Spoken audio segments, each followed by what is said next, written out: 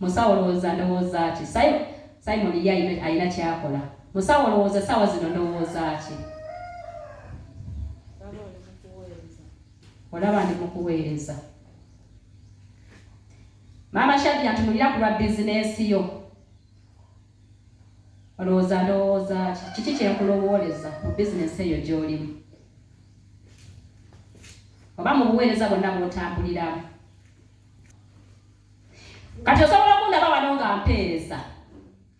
Naye nga mpeereza naye ng'ekyamazima omutima gwange guli ku bizinesi ya musawo. Naye oyo ye lwaki takozesebwa? Nze ndi wano nkozesebwa. Nze ndi wano nfugibwa. Naye omukazi oyo ye lwaki alirira? Nze ndi musiiwuufu. N'otandika okubeerawo ng'owulira ekiruyi mu mutima gwo. N'otandika okuyomba naye nga tewali akulaba. Naye nga wate mu mutima gwo guyomba. Okitegeera? Katonda n'ayagala ajje mu bulamu bwe akukolere naye nga mundayo mulimu okwemulugunya.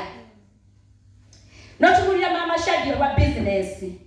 Naye ekikazi ekyo nga kinaatwepakirako naye n'obyogera mu ki? Mu mutima. Obyogera mu nayo. Kati waliwo agagugwagane n'agatumenya ge twetikka. Naye nga kitulina gye tugenda Gaza. Haleluya. Waliwo empaka mu mutima gwaffe naye nga bannaffe bateesa naye nga wakati waffe tuli mu mpaka. N'ogamba oyo musawo byatuwambula okuba admin. No, ebyo tetugenda bitambulirako. Mu butuufu n'olwanagana n'ekyo ekigugu kikumenya owooluganda ddira ekigugu ekyo kitukula okiwe Mukama olyoka ofuna emirembe mu linnya lya Yesu. Weetikula omugugu gw'obutayagaliza. Jawo omugugu gw'obulimba. Tewali alimba akola bya butuukirivu. Haleluya. Weka ekyokulabirako kimu. Ate nno Katonda ono ayina ebintu by'akola gwe n'otolowooza nti Mukama akukema. Era asobola okusindika omuweereza wa Katonda gwe n'olowooza nti gwe kyoyogera. Kumbe Mukama yasindise ddala nabbi eri gy'oli kati lwali lumu ku kyoto eyo. Ekyamazima nga waliwo ebinkutte bwe byakwata. Obudde n'embukeereyesa. Kati bulaza omu agenda ku kyoto.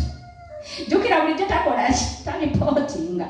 Naye bw'agenda ku kyoto kyeyava nkubira essimu. Maama Paatu konze wange Mukama yeebazibwe ne muddamu. N'angamba ekyoto kiri kitya abantu gye bali. Naye ng'ekyamazima ku kyoto yakoze eki? Yatuuse. Naye tekyembagamba ne nakoola Omwoyo Omutukuvu ne nga naye Omwoyo Omutukuvu mbeera. Naye paka lwe nakiyisawo ne ngamba ekyamazima ku kyoto sinnaba kutuuka. Sinnaba kutuuka so nandibadde mugamba nti ku kyoto natuuse dda. Okiraba ebyo byonna butali butuukirivu obuli mu masekkati gaffe. Naye mu butuufu nalabanga ekyo nkiwangudde. Nawangula ekyobulimba. Ne ngamba Mukama weebale. Newankubadde nga nfunye ebintaayiza. Ngenda okutuuka nga simanyi nti yatuuse dda abadde akubye se bannange nga yatudde dda ali wali alinze. Era nakwata kutane nga naye Mukama. Gwe wennyini gw'obadde onkema. Ng'oyise mu muweerezaawo. Kaakati mulimu ebintu ebimu bye tukola. Naye nga tetumanyi nti Katonda alina gw'atumye eri obulamu bwo. Haleluya. Kaakati tweyambule bino byonna. Empaka, okuyomba. Bayibuli ebyogeddeko ti byonna weebiri. Okuyomba, empaka, obwenzi, enkwe. Omwana wa Katonda n'odda wano n'otandika okulyamu ekkanisa ya Kristo olukwe. Haleluya. Kwegamba ekkanisa yonna Mukama nga bwe yagitonda, ekkanisa ey'egindi, ekkanisa ey'egindi eyawa neyeewa. Naye ffenna tuli ki? Tuli kkanisa. N'otandika okugenda mu kkanisa ya Kristo emu. Obwo bwe bubbi nno bwenjogerako. N'otandika okusika abaweereza. Eyo ekkanisa teriimu mafuta. Eyo ekkanisa si ya Bwakatonda. Byonna bye bakola balimba. Olaba omusumba atuula butuuzi. Agenda bakola atya? Mulowooza alina mu maaso gy'abatwala. Okiraba. Oba abaweereza ba Katonda mu kkanisa emu, oba wano obateekawa, obateeke wala. Naye ng'olina ebyobulimba ne by'oyogera by'otomanyiiko mutwe n'amagulu. Haleluya. Ekyo nno kyekiri mu kkanisa ya Kristo. Kyekiri mu kkanisa. Oli n'atandika okusika abaweereza nga basika abatwala gy'akola ki?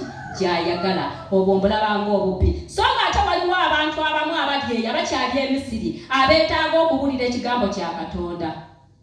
Nti bano bonna abatwalibwa Mukama aba yabanunula dda. Naye genda oli ow'emyoyo egiri mu ki? Egiri mu nsi. Nabo bamanyi amazima. Bayibuli egamba nti bwe mulimanya amazima gali bafuula ba ddembe. Haleluya. Kakati no bosala Katonda nga omusabira mu ekyejo, omusabira mu bulimba, omusabira mu kiruyi, mazima Katonda tagenda kukamu bulamu obwo. Naye soko jewe ebyo byonna olyokola mu mukono gwa Katonda. Haleluya. Mukama natutaase kubanga obulimba mulimu ekintu ky'olimba naye gwe n'otomanya nti Mukama ali mu kukema. Mulimu ekintu ky'okola n'otomanya nti Mukama akireese olw'ensonga. Owooluganda n'otandika okutaagula munno omutima. Wano wayagambire nti buli omu